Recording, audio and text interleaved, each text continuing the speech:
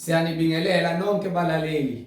Makwandise kini umusa nokuthula ekumazini uNkulunkulu noJesu inkosi yethu.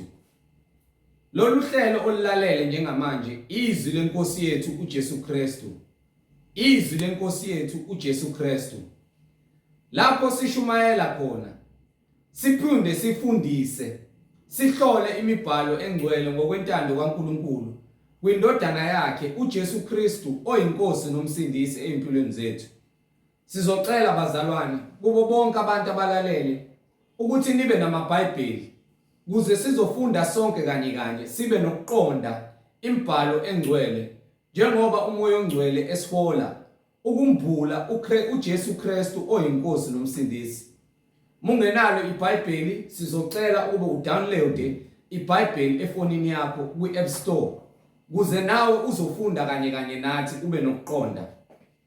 Kulabo abazothi sebelalele bafune ukubhabhadiswa egameni likaJesu Kristu ukuba bathathe imininingwane esoyishiya njengamanje.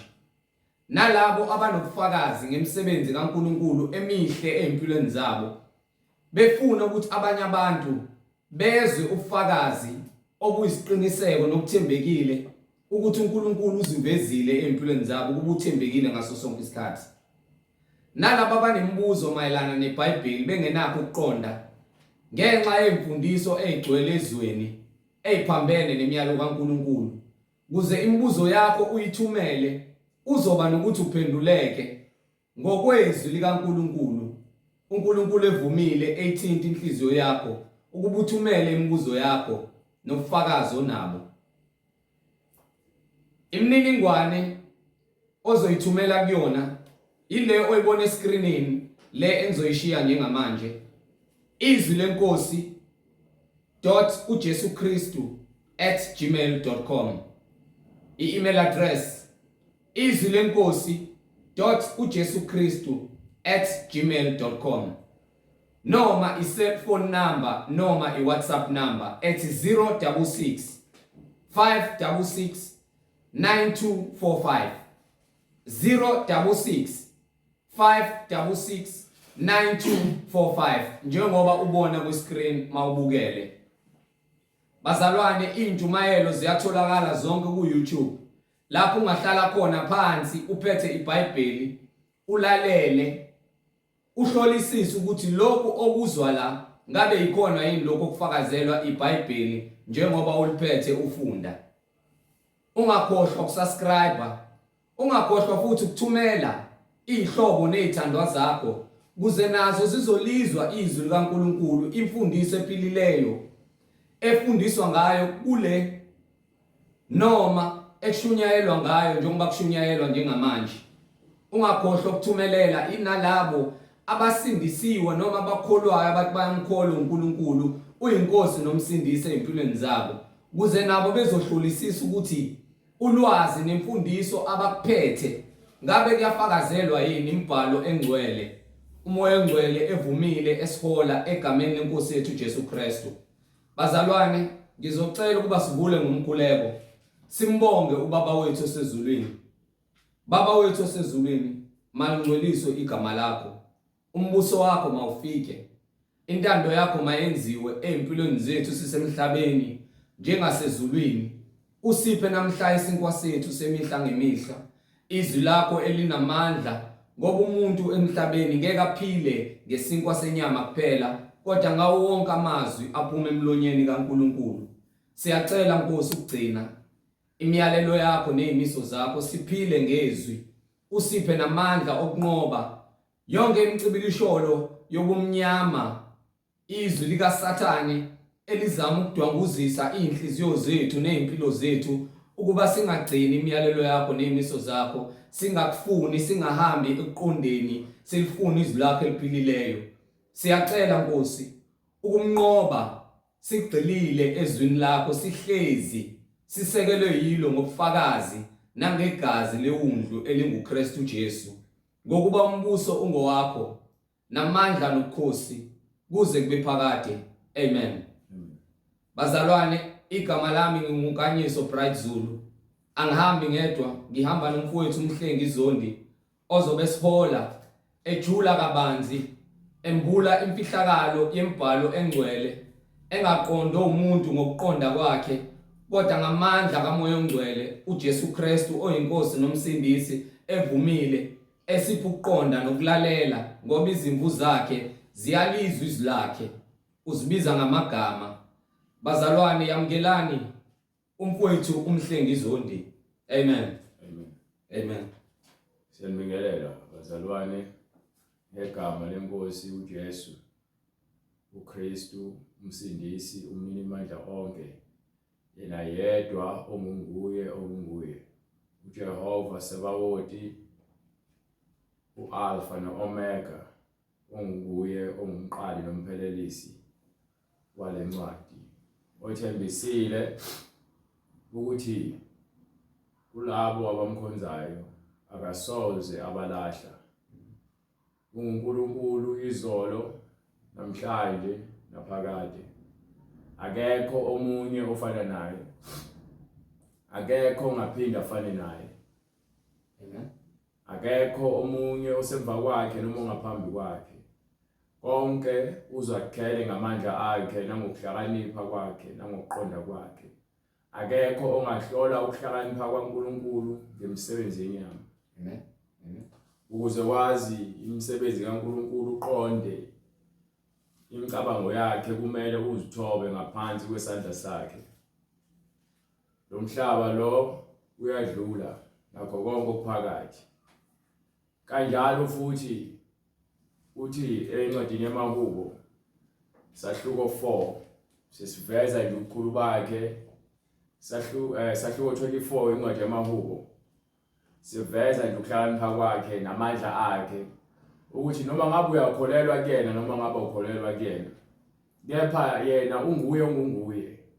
Uthi kwincwadi yamaHubo Umhlaba ungokaJehova. Umhlaba lo mhlaba okuwona lo mhlaba ozenzela khona umathanda umhlaba kaJehova Nokugcwala nakho kwawo konke okugcwele phakathi izwe nabakhile kulo. yini Izwe nabakhile kulo. zonke izizwe ezakhile kulomhlaba zingaphansi kwesandla sikaNkulunkulu. Noma ngabe unenkani noma ngabe uyagoloza noma ngabe usuzakhela ibandla lakho labakhohlisi, ibandla likaSathane, ibandla lababulali, ibandla lezifebe, ibandla lamasela, ibandla labathakathi, ibandla labahleki, ibandla labaziqhenyayo nabaziphakamisayo.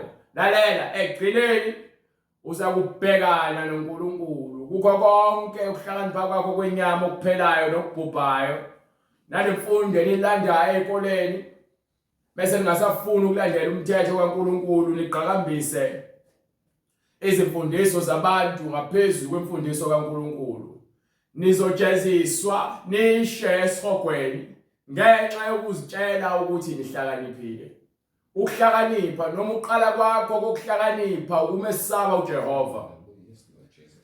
Anginankinga nemfundiso yasesikoleni, angilwi nayo. Ngilwa nendlela abantu abaziphatha ngayo uma sebefundile, sebezitshela ukuthi bayikho konke. Lalela, udaka uluthuli. Uthuli lizabuyela entothulweni noma enhlabathini. Kuzashiwo kuthiwa umlotha emlotheni. Lapho khona uzobe sowuthulile ungasakwazi ukuziqhenya sowunyakazisa inkophe zokufakelwa. Sofaka semagolide lawo agcwele umlomo seyobole emathuneni nawe.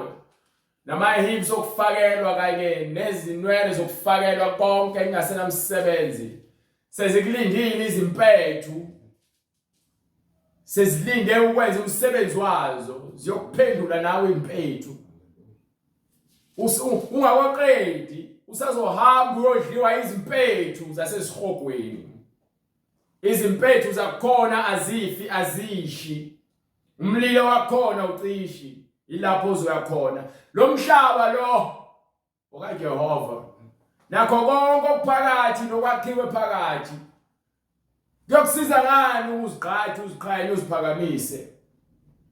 Ekubeni egcineni uzakufa njengezikhulu zonke. Anikhathali ukuthi ngabe isikhundla sipho siphethe.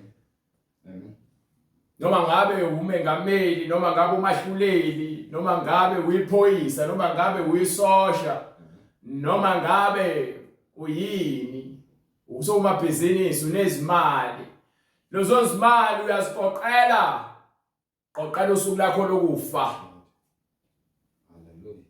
Njengamanje into okumele uyazi ukuze wena uphile okuphakade noma ufa inyama ihlukana nomphefumulo, kepha umphefumulo wakho uphinde ukwazi ukubonana noNkulunkulu othi yena lo mhlaba lo ungowakhe nokugcwala kwawo nakho konke okuphakathi. Utho umhlaba ungowakhe nakho konke okugcwele phakathi, izwe nabakhile izwe nabo bonke abakhile kubo, ngokuba yena wawusekela phezu kwezilwandle. izindaba so ngixhomela ngegolide uthi uNkulunkulu elakhe, ungixhomela ngesiliva uthi uNkulunkulu elakhe, ungixhomela ngemali uthi uNkulunkulu yakhe.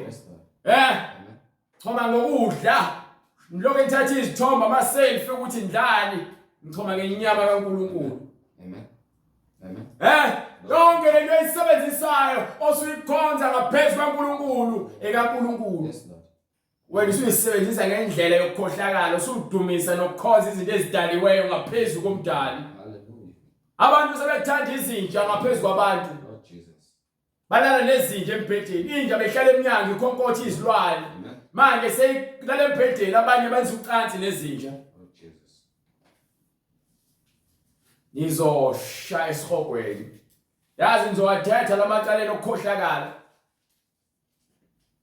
nizitshela ukuthi nilayithile kanti kumnyama akho kukhanya, dwanguze kumnyameni. Ngiphe bright, Ngokuba yena wawusekela phezu kwezilwandle. uthi ngokuhlakanipha kwakhe lo mhlaba lo, ngeke ungitshela ukuthi usosayensi angakutshela lento le, bazokutshela ukuthi umhlaba uyindilinga, uthi uNkulunkulu umhlaba wawakha wasewusekela Phezu kwezilwandle, phezu umhlaba untanti emanzini, wawumisa phezu kwemifula. wasewumisa lo mhlaba phezu kwemifula. Yonke imifula kuthe lithi iBhayibheli yolwandle, kepha ulwandle ligcwala. Le khama khona amanzi engena olwandle wabuyela emuva, kepha ulwandle. Haleluya, haleluya. Yibona indaba. Ubani ongahlola ukuhlakanipha kwaMoya Engcwele? Hallelujah.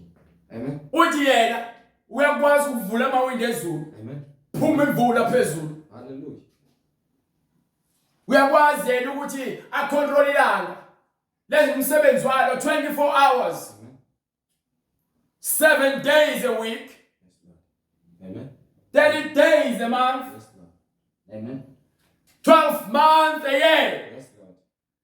364 days. Yes, Lord. Hallelujah. Hallelujah. Lo nje enza umsebenzi awumele, izwi lakhe uthi alibuyele emuva lilambatha, njengoba ilanga elinikile umyalelo ukuba maliphume liqhakazise, kuphume izihlahla phansi. Ngamanje kuyenzeka imvula iyaliletha phansi izihlahla, wena ungitshela ukuthi wakhe iwashi, so ubona ukuthi uspecial, lento ezobhubha izolo nto le.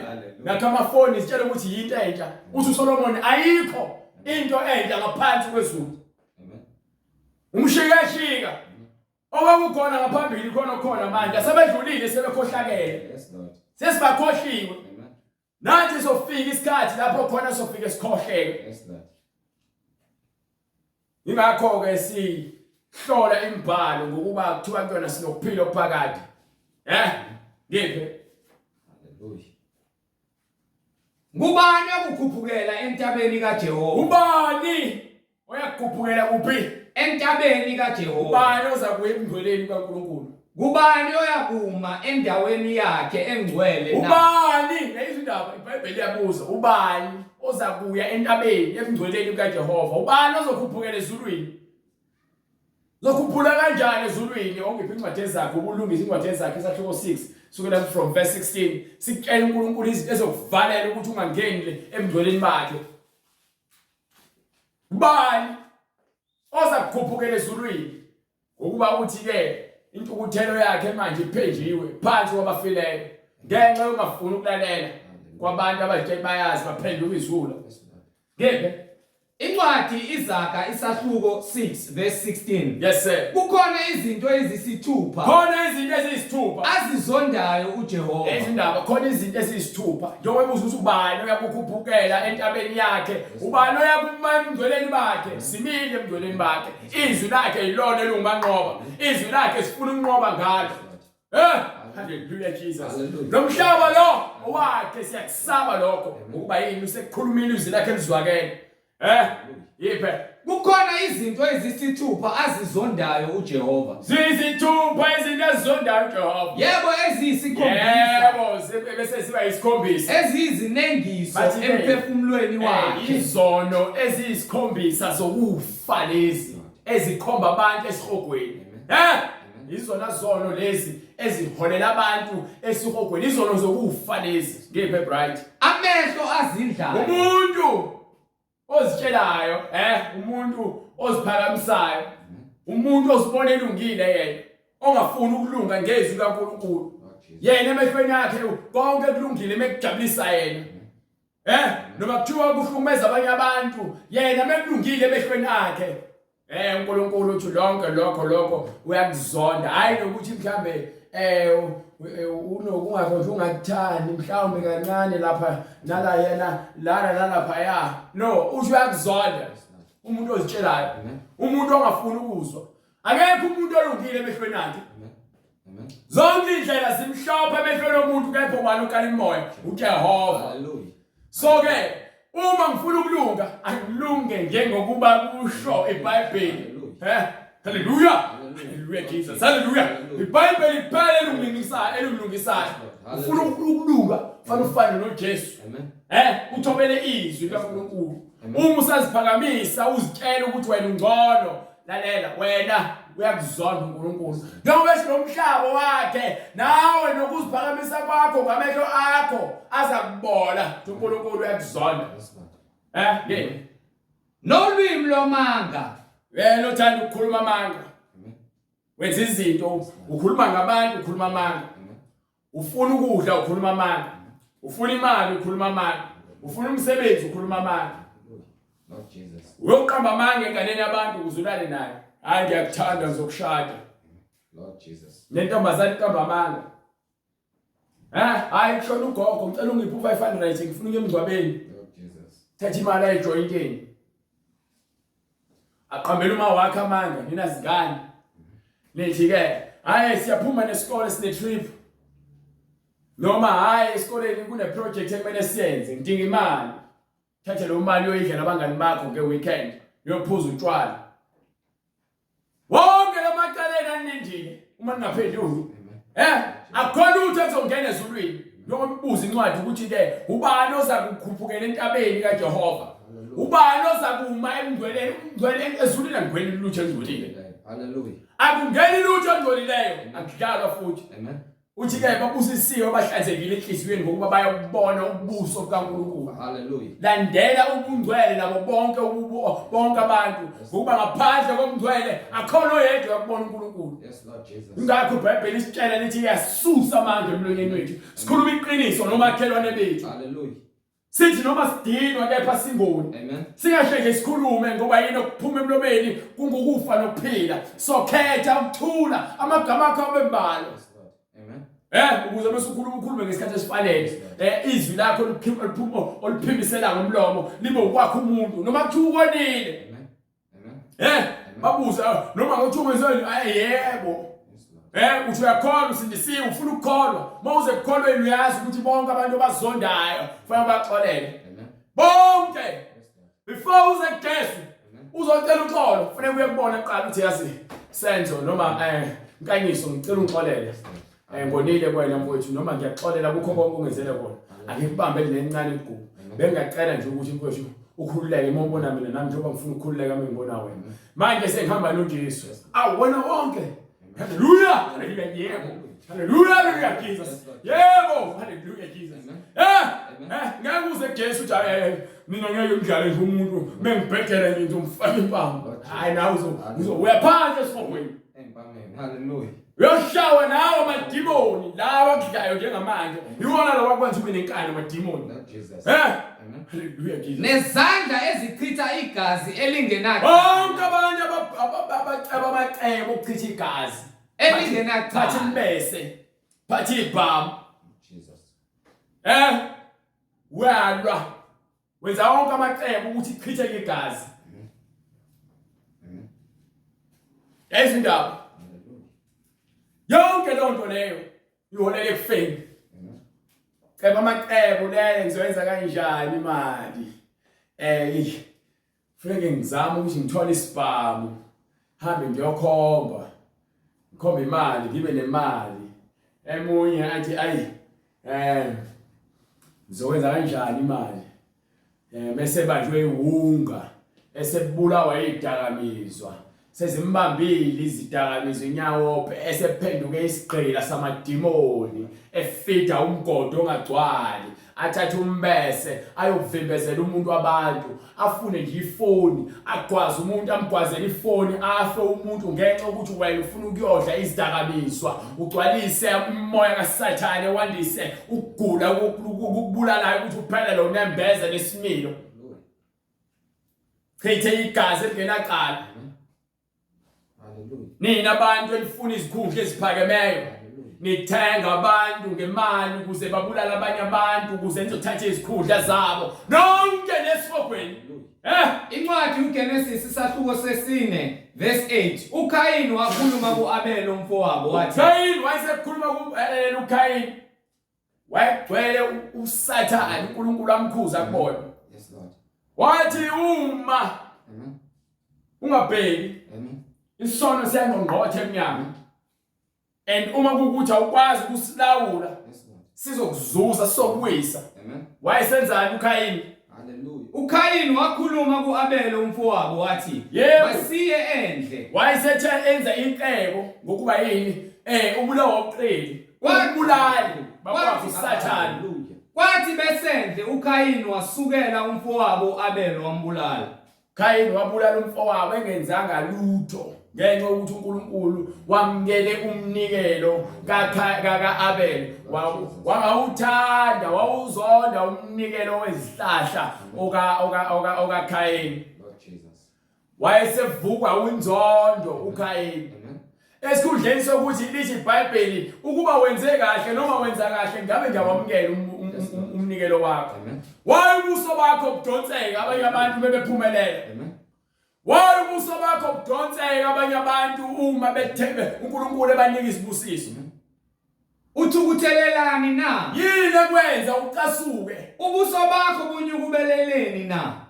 Angithi uma wenza kahle. Nina abantu abawo-taximen, taximen babanga imizila. Imali ofundisa ngayo ingane zakhe imali yegazi. Imali oyidlayo nemali ogqokayo nemali othenga ngayo impahla zokugqoka nothenga ngayo umkakho imali yegazi. Niphukutha egazini, niphukutha ekufeni. Enxa babweni ngenxa yobuqhwaga ngithenga inkabi.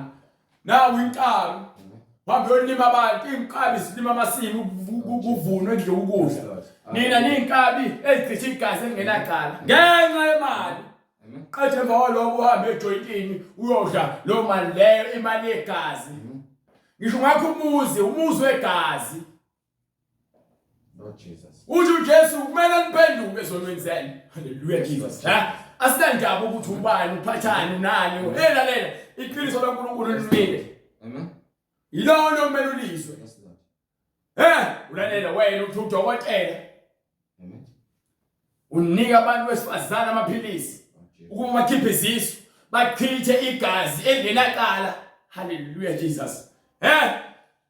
Uyisiqalekiso wesinengiso phambi kaJehova. Izona zonke izinto lezi uNkulunkulu angazifuni inenge bright. Hallelujah. Nenhliziyo eceba imicabango emibi. Inhliziyo uthi uJesu kwincwadi yaMatthew bright chapter 15 sukela kuverse 15. Ngifuna ubavezele imicabango uJesu akhuluma ngayo ehlezi ezinhlizweni zabantu amaceba abawacebayo. Incwadi ngokukaMathewu isahluko 15 verse 15. Yes sir.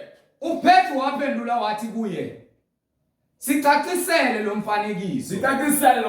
Wayesethi kuye, kanti nani nisengabangaqondiyo na? Anikaqondi yini ukuthi konke kungena emlonyeni kuya esiswini? Kuze kulahlelwe ngaphandle na? Bese kuyakhishelwa ngaphandle toilet. Yebo okuphuma emlonyeni kuvela enhlizweni. Nayo ke lento leyo umoya engcwele akhuluma ngayo kwincwadi yezaga. Uthi ke umuntu oceba amacebo akhe enhliziyweni. Abantu abalala bengalele bebemba beyeka beceba amacebo benza yonke amasu angalungile ngezinhliziyo zabo. Ngikhuluma ngezifebe, omahoshi, izigebengu, iziphangi, abathumba abantu, abantshontshayo, abaqamba amandla, bonke ababulali. Yebo okuphuma emlonyeni kuvela enhlizweni. Yonke into ekhuluma ngomlomo noma oyenzayo isuke seqalwe ngaphakathi enhlizweni, wayicabangisisa. Lokhu ke kuyamngcolisa umuntu. Yini engcolisa umuntu? Ngokusuka enhlizweni. Yes Lord. Ikona ungcolisa umuntu. Lokhu ke kuyamngcolisa umuntu. Le ndaba yokudayisizwasho, dayisizwasho. Nithi ke ningabaprofeti bakaNkulunkulu, nithi abantu abanikele ngama-envelope benze izicelo zemkhuleko ngama-envelope. Uthi ke wena ungumfundisi kaNkulunkulu, kepha abantu befuna ukukubona 1-on-1, ucharge 1,500 for i-hour, 2 hours, 3,000. Uma ukuthi ke uyabiza ukuthi uzoshumayela, bayakubhuka, hayi no 5,000 uright. Ayikho lonto le. Amacebo owacebayo njengokuba lisho iBhayibheli. Ngokuba enhlizweni kuvela izizindlo ezimbi. Kuvela imidlinzo emibi enhlizweni zenu. Ukubulala, ukubuka umfana nemoto umbukela ukuthi ke nje akunika imali. Ubona umuntu ogqoke kahle, uyamzondela ugqoke kahle, socabanga ukuthi ungenza kanjani ukuze uthole le jacket yakhe. Sengazi uhamba uyobulala umuntu ngenxa ya 50 rand obonile ku-wallet. Ngenxa yokuthi unamacebo, ulahlekelwe isimilo, unembeza wakho ushiswe ngensimbi eshisayo. Ngokuba enhlizweni kuvela izizindlo ezimbi. Inhliziyo zethu thina abantu zigcwele izidlinzo ezimbi. Ukubulala, gcwele ukubulala, ukuphinga, gcwele ukushiya abafazi benu noma amadoda enu nabe nolala ngaphandle emshadweni ngenxa yezikanuko. Ubufebe, lokufebe litshelwa kahle ninabantu elithi niyakholwa kuthiwa wena uma uyingane kaNkulunkulu awunalala ngaphandle komshado, kepha ninigijimela ukuyokutipita, nigijimela ukwehlisa amaphendi ngaphandle kokushada, nigijimela amakhondom. Yini ke nigijimela amacebo, niceba amacebo angcolile ngezinhliziyo zenu, nifuna ukugcwalisa izinkanuko zenu. Ukweba, umntshontsha, amasela, ukufakaza amanga. Uba ufakazi wamanga, qhatha abantu esontweni, ngasekhaya, emsebenzini, ekhaya, umqhathi wena. Yonke into ekhulumayo ufakaza ukuthi ufakaza ngamanga. Uthi into ungayazi ufuna ukuthi uyayazi ngoba naku ufuna ukuba muhle emehlweni abantu. Ukuhlambalaza, ukuba isihlambalazi, abantu abahlambalaza ivangeli likaNkulunkulu bathi bangamakholwa, kepha baphiliswa kwezizwe noma baphiliswa kwezifebe, baphiliswa kwezidakwa, baphiliswa kwamasela nabaqambi bamanga nabaprofeti bamanga. Bebe bayakholwa bedayisa izwasho, bahlambalaza igama likaJesu, igama likaJesu namandla. Haleluya, haleluya. Lilodwa kuphela. Haleluya, haleluya Jesus. Haleluya. Ngibe yilezo zinto ezingcolisa umuntu. Zona izinto lezi ezigcwele amacebo abacebayo ngenhliziyo zabo. Ngibe ngiyaceba amacebo ukuthi ke nizuze. Uthi ke uJesu kuya ukusiza ngani? Ongiphi incwadi yaMathewu bright sahluko sahluko 18 bright. Sahluko 18 sukela from verse 24 or 24 yebo bright. 18:24. Wathi eseqale ukubala, kwalethwa kuye enye enecala lamathalente. No, hayi ngiphe usahluko 16. Ngiphe usahluko 16. Hallelujah, hallelujah Jesus. Ufuna uMatthew chapter 16 from verse 24, right? Iyakusiza ngani ukuthi ucebe amacebo onke ube nakho konke emhlabeni okwenziwe ngamanga, okwenziwe ngaphansi kwesisekelo segazi, okwenziwe ngaphansi kwesisekelo samacebo omngcona nenkohlakalo nokuqamba izinto zabantu ezidaliweyo. Nokusiza ngani?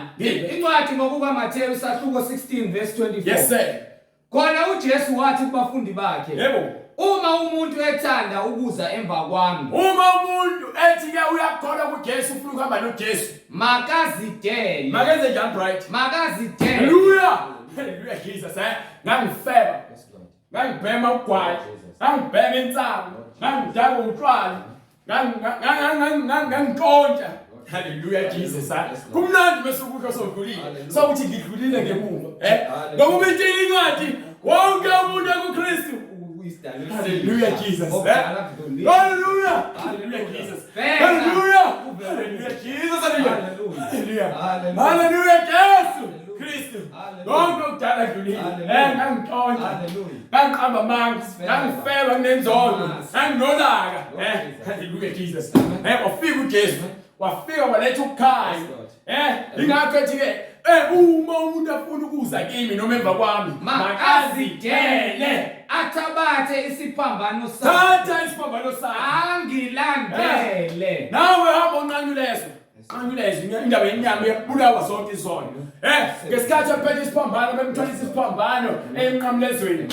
Uyahamba emnqamlezweni. Uyobulala inyama umsebenzi wezona. Hallelujah Jesus. Sebenze inyama wabulala. Hallelujah. Yafela esiphambanweni.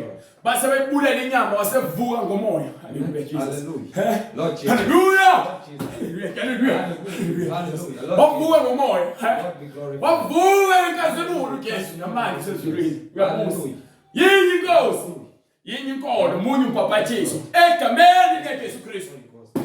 Mofuna ukuza kuJesu uthi zidele thatha isiphambano sakho umlandela ukuthi ke konke ukudala konke uyaphenduka ezonweni zakho imidlinzo nenhliziyo yenu kushiya phansi ngibe bright. Hallelujah.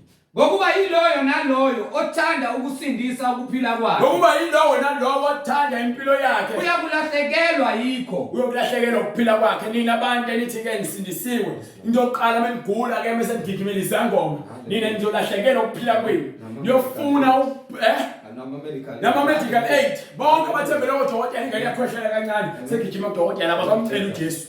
Lord Jesus.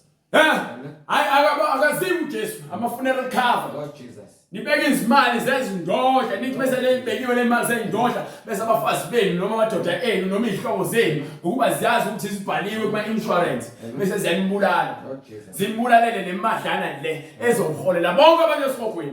Lord Jesus. Jesu animthathanga serious. Nithatha umasingcwabisane serious. uJesu animthatha serious. Nithatha amabhoza enemsebenzini serious. Nineqamba amanga ngenxa ukuthi nifuna imisebenzi. uJesu animthatha serious. Nisaba abafundi isipeni lokwenqambela amanga ngenxa ukuthi nifuna ukuthi banithande bona. Ingakho nivumela yonke into abayishoyo senebalandela. Nithenga izwasho nithi niyamthanda uJesu ninamanga. Hallelujah Jesus. Lord Jesus. Ngeke uthi umthanda uNkulunkulu ubize ushembe. Ngeke ngenzeke lokho. Hallelujah Jesus. Ngeke uthi umthanda uNkulunkulu uma uthanda zobiza uMaria. Ngeke ngenzeke lokho. Hallelujah. Hallelujah Jesus. Hallelujah. Hallelujah Jesus. Hallelujah. Ngeke. Lingizwi Abanika igama engaphezulu konke angaphezulu konke amagama like igama esinikiwe ngaphansi kwezulu esingasindiswa ngalo linye igama. Kufanele shanele sisibuya sakho. Yini ndaba? Ngokuba yiloyo naloyo othanda ukusindisa ukuphila kwakhe. Yiloyo naloyo othanda ukusindisa ukuphila kwakhe. Uyalahlekelwa yikho. Abaningi bazolahlekelwa ukuphila kwabo ngenxa bafuna ukuzisindisa bona. Badayise ivangeli likaNkulunkulu ngenxa yokusaba. Kepha okulahlekelwa ukuphila kwakhe ngenxa yami. Kepha labo abazoma esisekelweni njengoba kade buza ongiphele incwadi ubintu uzoqhubeka ngiyayifuna incwadi emahubo ebuza ukuthi ke ubani oza kuma noma oza kukhuphukela entabeni yami. 24 right. 24 umhlaba ngokaJehova. Awufuna verse 3 right. Ubani oyakukhuphukela entabeni kaJehova? Ubani oyakukhuphukela entabeni kaJehova? Ubani oyakuma endaweni yakhe engcwele? Ubani oyakuma kuphi? Endaweni yakhe yakhe engcwele na. Ingakho sicela sithi ke laba bayodela ukuphila kwabo ngenxa kagama likaJesu ibona bayokuthola ukuphila kwabo ukuba ufuna labo abazokhuphukela entabeni yakhe bonke labo abazoba emngcweleni sibe sisekele seqiniso ubungcwele impilo yeqiniso impilo yobuqotho yokuthi wamukele ivangeli hayi ivangeli yoplastic le-sweet 8 levangeli elidlayo ivangeli lama-neurons yonke into iyashesha asaphele kwemasontweni sevele nifake amanzi ashisayo ligoqoziswe bese bayadla abafundisi banishobodele banidle njengamakinati bababhubhisa ngamanga niyaphela abantu bami bayaphela ngenxa ungabi nalo ulwazi Ngokuba yiloyo naloyo othanda ukusindisa ukuphila kwakhe. Lowo nalowo othanda ukusindisa ukuphila kwakhe. Uyabulahlekelwa yikho kepha olahlekelwa ngokuphila kwakhe ngenxa yakhe. Uyakukufumana. Kepha onke olahlekelwa ukuphila kwakhe ngenxa kaJesu. Uyakukufumana. Wonke umuntu othanda uJesu azafela iqiniso. Uyakukufumana. Ingakho simla sentshela sithi indaba yenu ngeke yokukhohlakala ngeke ize nifake ezulwini. Ukuhlabela kwakhe amadlozi ngeke uze ukufake ezulwini. Haleluya. Asinankinga nalokho. Uma ungibulela lokho, ankinga la ngiyajabula. Incwadi ngokukaMathewu isahluko sesi-5 verse 10. Yes sir. Babusisiwe abangizingelwa ngenxa yokulunga. Babusisiwe bonke abazingelwa ngenxa yokulunga. Ngokuba umbuso wezulu ungowabo. Ngokuba umbuso wezulu ungowabani? Ungowabo. Awukusho ukuthi umbuso wezulu abantu abaqamba amanga. Ngokuba umbuso wezulu ungowabo. Nibusisiwe nxa benithuka benizingela bekhuluma konke okubi ngani beqamba amanga ngenxa yami ngenxa kaJesu aboqamba amanga ngenxa yokukhohlakala kwami ayikho inkinga nginecala kepha uma uzoqamba amanga ngokuthi ngikhuluma iqiniso ayikho inkinga uzobheka noJesu mina ngidlalela indima yami mawuzongikwazi ungibulale noma ungihudule ngemoto noma ungithume noma ungifake upoison noma uthume neinkabi uthi ngibulale ngenxa ukuthi wena ngikutshela iqiniso ukuthi akekho umuntu wesilisa uthi usindisiwe okashade aphinda divorce. Jabulani nithokoze ngokuba ke abahlanganiswe uNkulunkulu akekho ngabahlukanisa sebeyinto eyodwa. So uma wena uhlukanisa uhambe uthathe omunye umfazi wena wenza isono uyaphinga. Uma wena uxosha umfazi wakho ngoba naku wephingile wena uyamphingisa more ukuthi wandisa isono. Ikakho ude uPeter athi Nkosi uma umfethe ngona haleluya ngiyamxolela kangaki na athi awu7 athi uJesu no umxolela 70 times 7.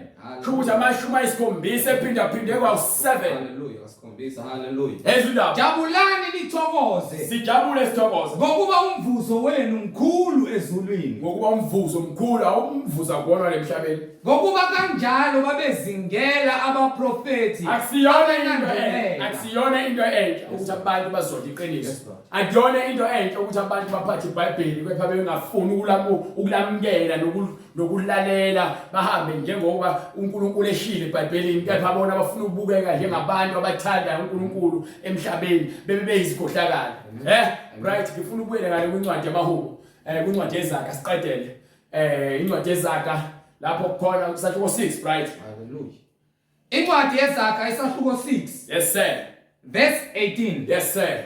Nenhliziyo eceba imicabango iyona ke lento besidila la inhliziyo zenu eziceba ukuthi umuntu mengasekho uthi uyaphila usuzofuna ukumhlabela inkomo nezimbuzi nale ukuthi abantu bekuthiwa ke kuthiwa kuzolotsholwa senizofuna manje ama-fridge nifuna ifurniture sendlini yonke seniceba amacebo okuceba ngabanye abantu akusakhiwa uhlobo manje senibamba inkunzi ngegama lokuthi nina lengane inganekini nina lokho nenzeni bese nithi hayi kulethele izingubo simbathisa ubaba wethu ongasekho noma mama wethu ongasekho nogogo ozala ugogo kagogo nokhokho kakhokho yonke le nto le senibamba inkunzi umuntu ugcine sebelala nabe ngashadile ngenxa yokuthi nina senibona ukuthi indaba yokulobola ijackpot no unveiling hallelujah Lord yonke le nto le Lord Jesus amacebe nocebayo labo nenhliziyo eceba imicabango emibi baceba amaceba angasile akusakhi ubudlelwane manje eBhayibhelini thina abantu abangcwele siyazi ukuthi ke Lesitshela iBhayibheli ukuthi ke Isaka baba wakhe wathumela inceku ukuthi ayolanda unkosikazi wahamba nezinto ezinhle wafika wabatshela izwi likaNkulunkulu endlela eliqhamuke ngayo bamtshela ukuthi hayi mthathe nangu unkosazana wayesebanika izipho azange basho ukuthi sifunani azange babize ezindaba haleluya kanjalo nangu uJakobe esemzele baba wakhe uIsaka esehamba ufuna lencwadi ekuyalo uzana ngithi incwadi ya Genesis 36 verse 36 no 20 is it 24 or 28 verse 53 ubhekele ku verse 28 right chapter 28 jana ungibhekele ku verse bengekho ku chapter 8 ubheke othi ma khona uzohamba ekhona hambe lapha ku chapter 24 Sakhiwo 24 bese uvulela uverse 58 u53 start from verse 53 Inceku yakhipha izinto lalela Abraham wathumela inceku yakhe ukuyolanda umfazi kubo kwakhe umalume yazi ingakho wahamba olanda uRebecca umaka Jacob beno Isaka wabathumela thenge mesifika yakhuluma noNkulunkulu ukuthi ke uNkulunkulu umuntu esifazane ozoqhamuka ezokha amanzi la ngicele ukuthi ke angiphusa amanzi uma engiphusa amanzi bese phuzisa nezilwane zami lo muntu wesifazane uyena engizomthatha ke waqhamuka uRebecca ezokha amanzi emva kwaloko uRebecca wafike wayibona inceke sicela amanzi wasethula ibhakede uRebecca waphuzisa inceke wasephuzisa nezilwane wayesebona inceke Eliyeza ukuthi hayi ngambuza ngathi wena wayesebona inceke ukuthi lo yilo mthandaze ngokucelela enkosini uyaphendula wayesemva kwaloko wamnika ibhengele wamnika neqhiqi wayesegijima wahamba uRebecca wayekubo bese fika kubo sebeyabuza ukuthi kwenzakaleni uyabachazela sonke istory bese bamlanda ke Eliyeza inceke ubayilethe khona la elande uLabhani umalume kaJakob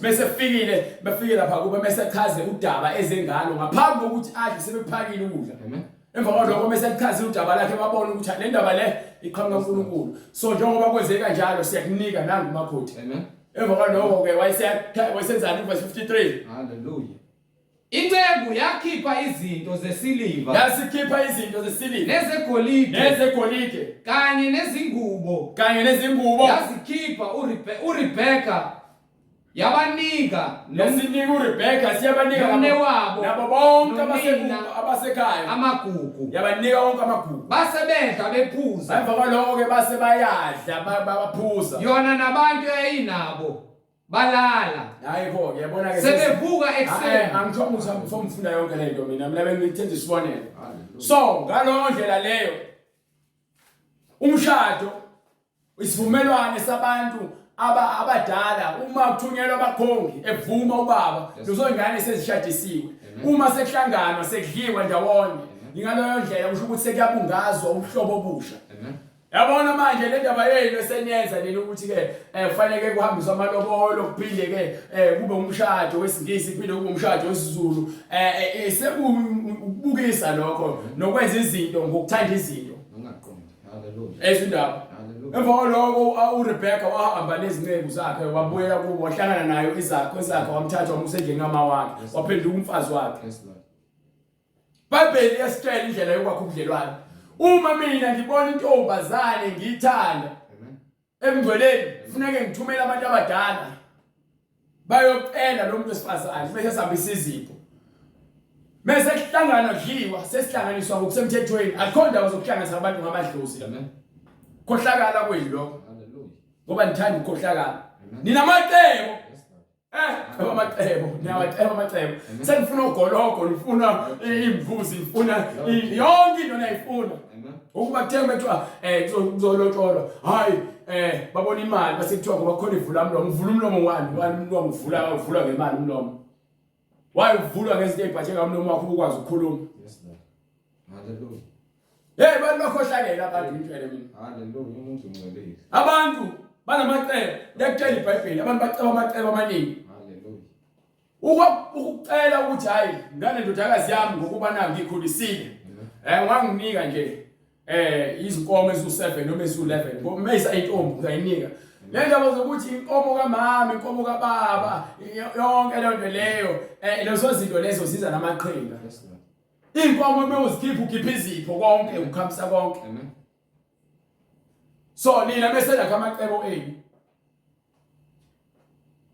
nyawakha amacebo ngiphe Nenhliziyo eceba imicabango emibi. inhliziyo eceba imicabango emibi Nezinyawo ezishesha ukugijimela ebubini. amasela bonke abantu abasheshe ukwenza izinto ezimbi bonke abantu abagijimela ukufela bonke abantu abeqe ingcinge emakubo bebaleka nabantu ababamba inkunzi bagijimela ebini bayashesha ukwenza izinto ezimbi bayashesha ukuzonda abanye abantu bona bafuna ukuthandwa bona Amen.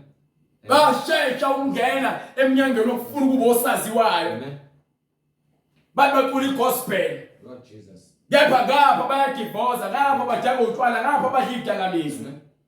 ngapha ababhizi bathatha ama-award abantu bezwe angazi noma angikhathana amathiwa ama-award ani uma udumisa uNkulunkulu awunikwe i-award emhlabeni mesunika i-award emhlabeni sutholile umvuzo wakho ukufanele haleluya Jesus ukufanele umvuzo wakho emhlabeni uthi uJesu konke sikwenzayo sikwenzela yena udumo lwakhe akho award eseyithola ithi umvuzo wethu usezulwini iBhayibheli lonke into likhombe ezulwini wena mawuzothi uyakholwa ngoba naku uthi kuthiwa hayi ukhule ehlupheka so ayikho inkinga mezoba usaziwayo bese akhimali ngegospel awuzweke seyakhimali ngegospel sefaka amabhlukwe segunda izinwele sefaka ukhazikhazi sependa ubuso sebonakala ama-music video useshutha notira i-music video uhlengiwe emhlaba lokheli ikhumani onyandeni bathatha ama-award oncandweni uJesu.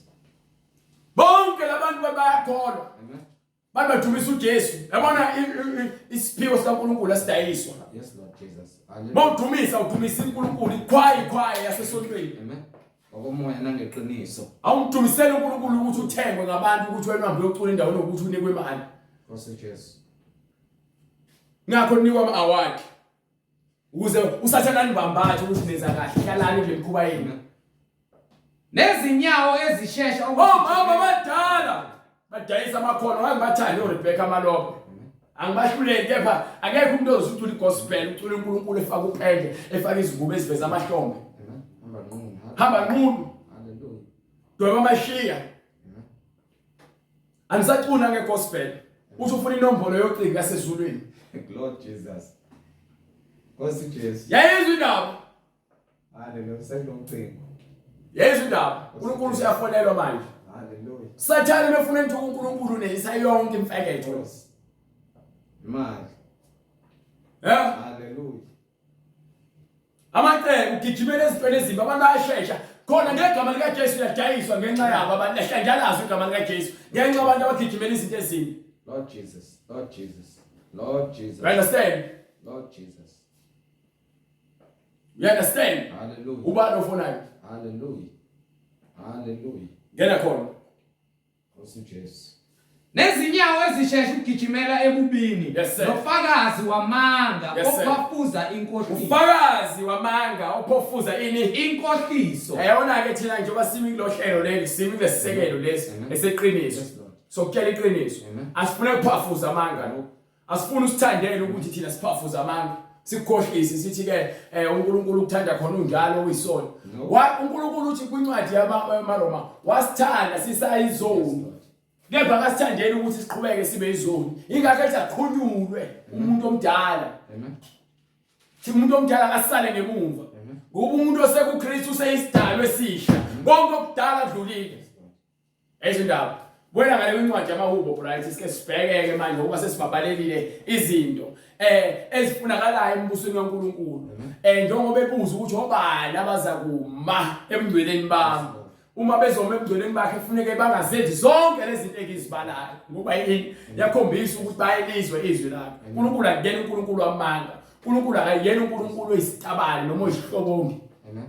akazona isela Yes, Lord Jesus. uNkulunkulu othembekile uthi futhi lapha kwencwadi yesibili kaTimotheo sahluko 2 bright mosuka nje ku verse 11 uyabakela izinto incwadi yaTimotheo sahluko 2 incwadi yesibili kaTimotheo sahluko 2 from verse 11 ukhuluma iqiniso uNkulunkulu ukuze ba understand abantu ukuthi ke yena akajike wena ungangena uphume emgcweleni yena ungcwele kuze kube phakade wena ungakhuluma manje uphinde ufuna ukuthi uzenze umuntu ongcwele uNkulunkulu akajiki ungcwele kwangona phakade incwadi yesibili kuTimotheo isahluko sesibili verse 11 Ngiphe likholekile lelizwi leli bright likholekile ngokuba uma safa naye angijwayeze nje ngichaza ngithi mina uma wena uthi uyakholelwa kuJesu Kristu yes Lord imisebenzi yakhe emdala idlulile usufa kanye naye ngokwenyama imisebenzi enyama ayisasebenzi la kuwena sekuphila izwi lakhe kuyilona eliphila kuphakade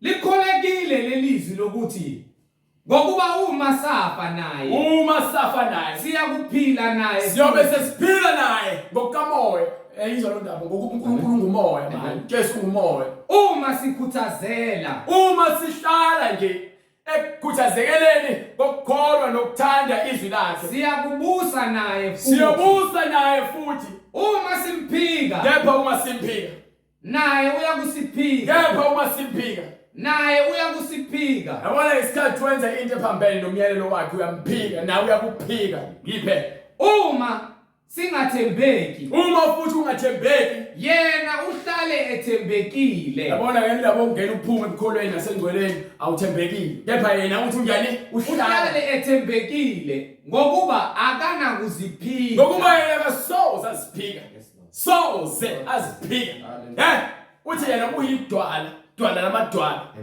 Jesu lidwala lamadwala ulidwala lamadwala ezindaba itasambeni makhula siyekhaya ezulwini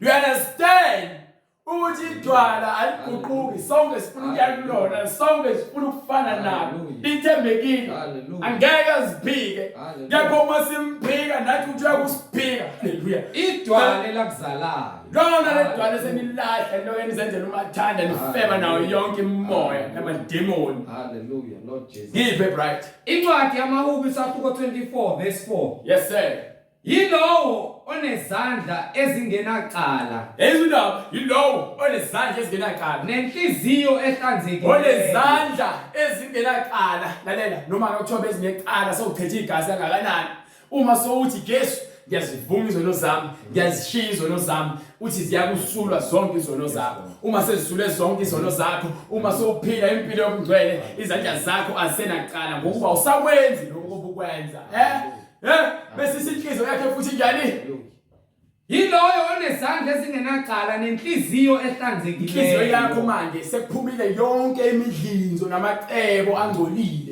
nokungcola okugcwele okufebe nokuqonda izinto zikaSathane uwenza amacebo okuthakatha nokuhlabela amadlozi namademoni wenza izwasho wenza yonke imikhuba le senhliziyo yakho seyimsula ngoba lezo zinto sozishiye ngemuva ongaphenduleli umphefumulo wakhe emangeni ngokuba thina abantu abangcwele asifanele sisolakala ngamanga nongafungi ngenkohliso akufanele sifunge ngenkohliso uyakwamukela isibusiso kuJehova iyona ke njengoba ibuza incwadi lapha ku verse 3 ithi ubani uyakukhuphukela emngcweleni bese iyachazela ngezandla ngoba nami ngikhazelile futhi ngale iBhayibheli haleluya Jesus haleluya uyakwamukela isibusiso uyakwamukela ini isibusiso umoya oyingcwele nokulunga kuNkulunkulu isibusiso nokulunga umoya oyingcwele ukuphila okuphakade nokulunga kuNkulunkulu wensindiso yakhe uNkulunkulu wensindiso lesikhuluma ngayo amen hayi le ndaba yenu ukuthi nina ninika ama testimony ukuthi ke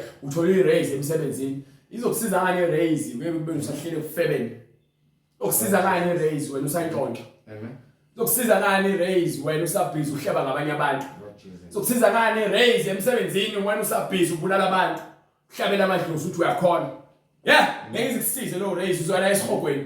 Amen. I-raise yokuthi ukukhukhulile uNkulunkulu ngomoya ingcwele, gcwalisa umoya ingcwele, wakususe engcoleni, wakubeka endaweni yakhe. Manje sophila ngaphansi kwesandla sakhe kuyisona esikwazi ukugada sikuholele endleleni zokulunga zonke. Suthola umkomelo manje wokulunga, lokuphila nensindiso etholakala kuJesu. Hallelujah Jesus. Hallelujah. Hallelujah. Hallelujah. Hallelujah Jesus. Ngiphe bright. Hallelujah. Incwadi ngokuka Mateyu isahluko sesihlanu. Yes sir. Ivesi lesihlanu. Babusisiwe abamnene ngokuba abusisiwe abamnene bayakudla ifa lomhlaba. Bayophila okuphakade lomhlaba uzodlula. Bese kuba khona umhlaba omusha, lo mhlaba kuyobe kuphila khona kuphela abangcwele. Lo mhlaba lo uzakuhlala konke okuphakathi. Bese kuza iJerusalema elisha. Lapho kuyobe yifa lalabo abalungileyo. Ungena ndaba, helele, uyasihogweni. Babusisiwe abalambele bomele ukulunga. Balambele bomele ini? Ukulunga. Sidila nokulunga emngcweleni. Awunaki ukuthi ungcwele kepha usabhizi ufaka amawigi, uphuza utshwala uyafeba, udaka utshwala, ubhema ugwayi, ubhema insando uyahleba, ukhetha igazi, wokuhlabela amadlozi nabathakathi yonke lento emngcweleni seyihlaba seyihlekisa. Babusisiwe abalambele bomele ukulunga ngokuba bayakusuthiswa. Sosuthisa ngomoya ingcwele, suthu umoya ingcwele. Uthi uJesu bethumela abafundi bakhe ukuthi abahambe bayoshumayela ivangeli. Athi ke ningaphathi isikhwama, ningaphathi impahla zokushintsha, ningaphathi imali. Hambani ngokuba ke umuntu nomuntu ufanele ukudla lokho akuphethe. Babephethe izwi. Enza bambetshela abantu ukuthi we umbuso wezulu usondele. Babusisiwe abanesihawu ngokuba bayakuhawukelwa. Kwela ngale. Dila nomusa. Uma ufuna ukuthethelelwa nawe bathethelele bonke ababonayo. Washo njalo uStefan somgcoba ngamatshe. Wathi uNkulunkulu, wathi baba uNkulunkulu, Nkosi. Ungababaleli iziphambeko zabo, abakaze bakwenzayo. Jesu washo njalo esiphambanweni. Wathi Nkosi bathethelele abakwazi abakwenzayo. Nawe ke mokholo, dila nomusa. Khulekela izitha zakho. Khulekela yonke into wekhulekela ukuthi ke uNkulunkulu athethelele ngokuba wonke umuntu owenza isono ngintshele mina akazi wenzani. Noma ezibona ukuthi uhlakaniphile emehlweni akhe kepha akazi wenzani. Because lokho kuyambonela ekufeni. Ingakho sinikhuza ngale iBhayibheli ekuyilona themba lethu lokuphila. iBhayibheli ithemba lokuphila lona ithemba lokubamba inkunzi abantu. Lord Jesus. Hallelujah. Incwadi yamaHubo isahluko 24 verse 6. Yes sir. Yilesi esiyisizukulwane sabamfunayo. Isizukulwane sabangcwele isona siyakuthola ifa likaNkulunkulu. Bona abasinga ubuso bakho. Bafuna ubuso bukaJehova.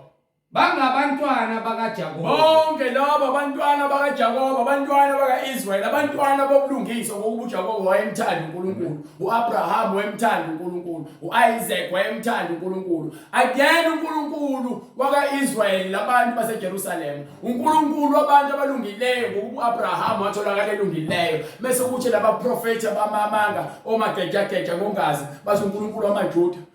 Methu uNkulunkulu udala izulu nomhlaba zonke uNkulunkulu wamaJuda ngoba yini? Nkosi Jesu. Awubambe kancane ngeke ngibuze. Usho uNkulunkulu wamaJuda ngoba yini? Awazi uNkulunkulu ukuthi wamkhetha uAbraham kubantu begcwele umhlaba. Ngenxa yokuthi uAbraham wayelungile. Wamthembisa ukuthi esizweni sakhe noma esizukulwaneni sakhe uyakumkhiphela inzalo elungileyo. Inzalo yabalungileyo nabakholwayo ezulwini likaNkulunkulu. Ngokuba nawo abantwana bakaIsrael abanye babo baphuma endleleni. Angisho uJesu wabulawa bafowabo bamaJuda. Manje lokho kwenza ukuthi izwi likaNkulunkulu lingakholakala yini? Umhlaba ungokaJehova. Umhlaba kaNkulunkulu. Sona amadlozi elithi nabiza njengoba ngikhomela ngokuthi ke amaJuda noNkulunkulu wawo, amadlozi awo uNkulunkulu noma uJesu uyisiwula. Khombisa wona ukuthi kumnyama kwena. Nalabantu abakulandelayo bakulandela ngoba nabo abazilutho. Kepha uJesu uyasitshela ukuthi ke uma impumputhe, iholi izimpumputhe zonke ziyaphakathi esihogweni. Hallelujah. Uma nilandela amagejageja, bengitshela lezi zinto abantshela zona ngamadlozi nayo yonke lento yokuthakatha, ngiyaphakathi esihogweni nabo. Akho uNkulunkulu abantu abamnyama ozoba amadlozini. Asibizi thina uAbraham amesithandaza, sibiza uNkulunkulu. So uma wena ubiza uAbraham uma uthandaza, uthi uthandaza kuyena usikhula.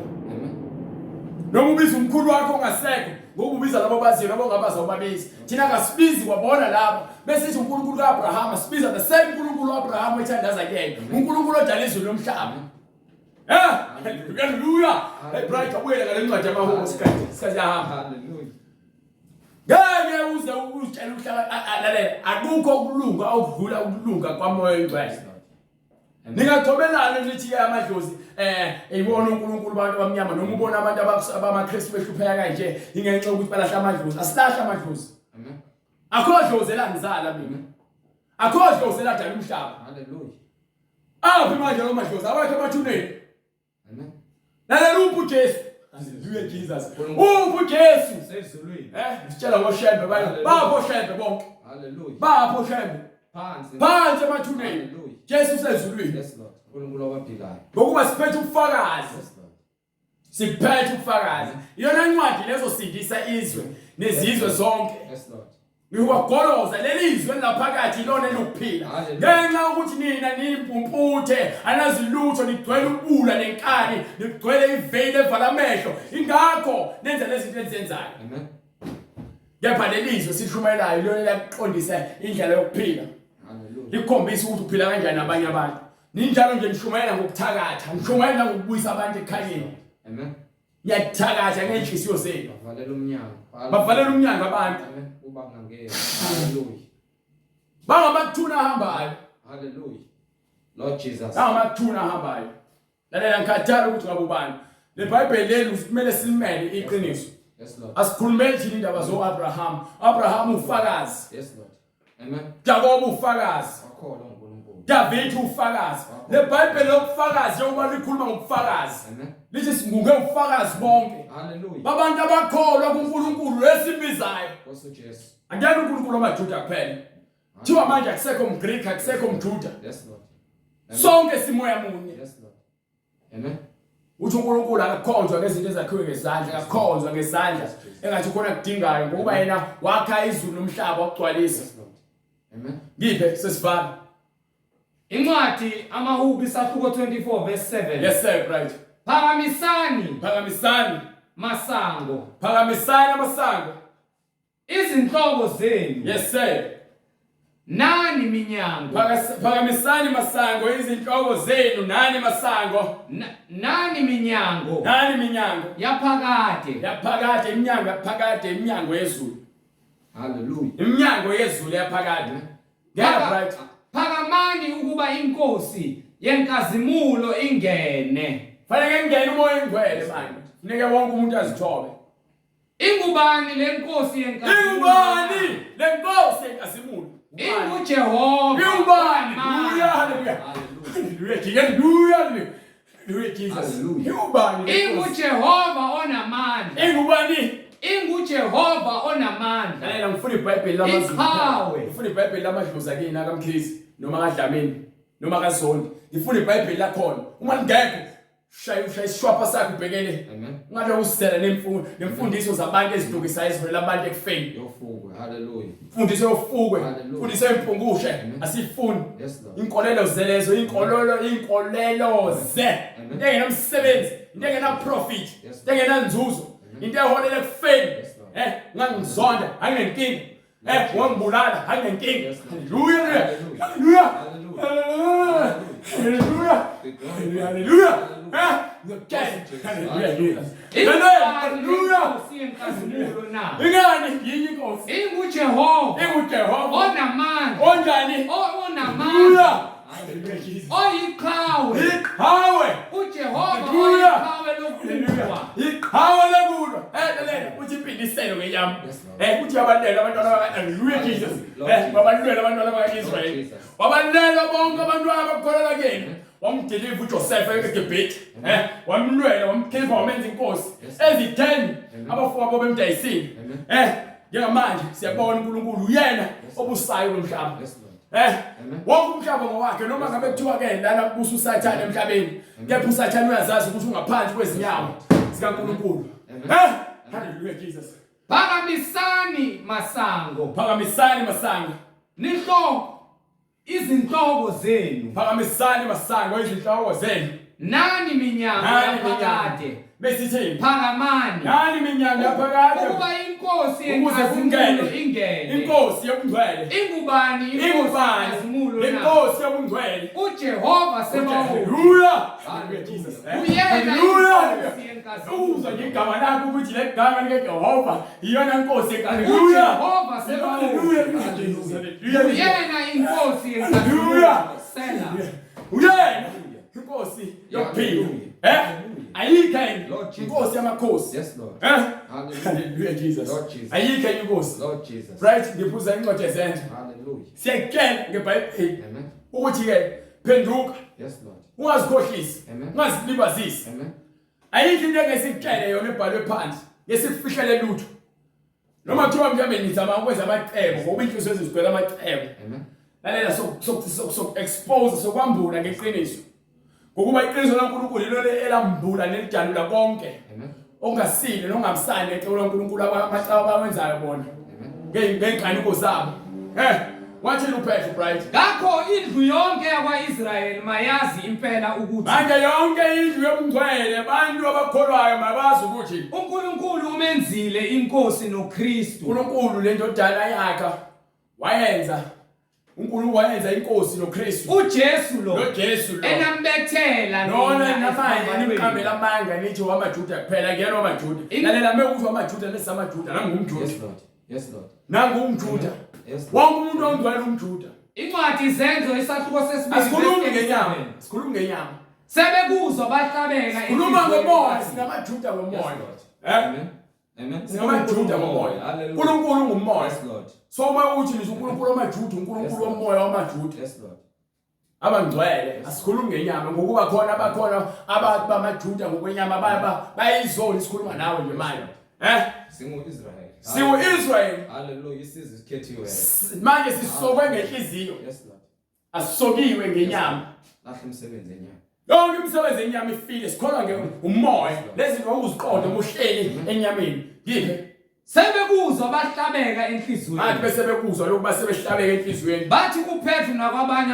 sebethi kuPetru nakwabanye abapostoli madoda bazalwane siyakwenze njani na yini kumele siyenze na uPetru wayesethi nayo into kumele uyenze manje phendukani nathi into kumele uyenze manje phenduka ezonweni zakho yiloyo naloyo abhaphathiswe egameni likaJesu Kristu egameni likaJesu Kristu kukho ukuthethelelwa kwezono zenu awubhaphathiswa egameni lamadlozi la akini awubhaphathiswa egameni likaShebe awubhaphathiswa egameni likaMaria awubhaphathiswa egameni likaBaba nelendodana nelikaMoya Oyingcwele no ubhaphathiswa egameni likaJesu Kristu kukho ukuthethelelwa kwezono zenu ukuze zonke lezono usuzenzile khona zithethelelwe zizothethelelwa uma sowuphenduka sowuvuma izono zakho kumele uzivume izono zakho uma ungazivumi manje uyozivuma kabuhlungu usozivuma esihogweni ungasekho ukuthethelela ngiphe khona niyakwamukeliswa yobe senamukeliswa isiphiwo sikaMoya Oyingcwele isiphiwo sikaMoya Oyingcwele ngokuba isithembiso ngesenu nesabantwana benu ngokuba isithembiso ngesenu nesabantwana benu esabo bonke abakude esabo bonke abakude bonke inkosi uNkulunkulu wethu eyakubabiza inkosi uNkulunkulu wethu yakubabiza wafakaza nangamanye amazwi amaningi wabayala wathi zisindiseni kulesizukulwane esiphambeneyo zisindiseni kulesizukulwane esiphambeneyo uthi-ke mase ufuna ukuzisindisa inamba sishiyile njengoba uyibona futhi naku-screen uyobe sowusithinta noma usibhalele ku-email address uma sowufuna ukubhabhathiswa uyosithinta uma ufuna ukushiya ubufakazi uyakusithinta uma unemibuzo ephathelene neBhayibheli uyakusithinta okunye nokunye sikubeke ezandleni zikaJehova siyambonga uNkulunkulu ngalesikhathi samanje sithi uNkulunkulu namandla wena mnini amandla onke mdali wezithuku zonke siyabonga uNkulunkulu ngokuhlakanipha kwakho nangomusa wakho senzele wona sithi uNkulunkulu lezwi lakho malifafaze uNkulunkulu indaba yakho uyigobisa usizwe ifike lelizwi uNkulunkulu enhlizweni zabantu baphenduke ezonweni zabo beze kuwe uNkulunkulu ngokuqonda nangokukholwa lo msebenzi uNkulunkulu uqhubeke wande ukuze kufike isikhathi sokuthi umhlaba uyaphethwa singenze izinto ngokuhlakanipha kwenyama kepha uNkulunkulu makube nguwe osolayo ngezwi lakhe eliphilileyo nangomusa osinike wona sithi uNkulunkulu lokho siphathise kona qhubeka uNkulunkulu ukusebenzise kubona bonke abantu abezwa levangeli singabi ngabantu abazwayo kepha bengezi kepha abantu abazwayo izwi benze lokho kufanele bakwenze bahlole imbhalo bafunde amaBhayibheli abo benze lokhu uNkulunkulu okuyalila ukuthi abantu abakwenze ukuze bathole ukuphila okuphakade egameni kaJesu Kristu manje naphakade. Amen. Amen. Umusa wenkosi yethu Jesu Kristu nobunye bukaMoya oNgcwele kuhlale nani bazalwane manje naphakade. Amen. Amen. Amen.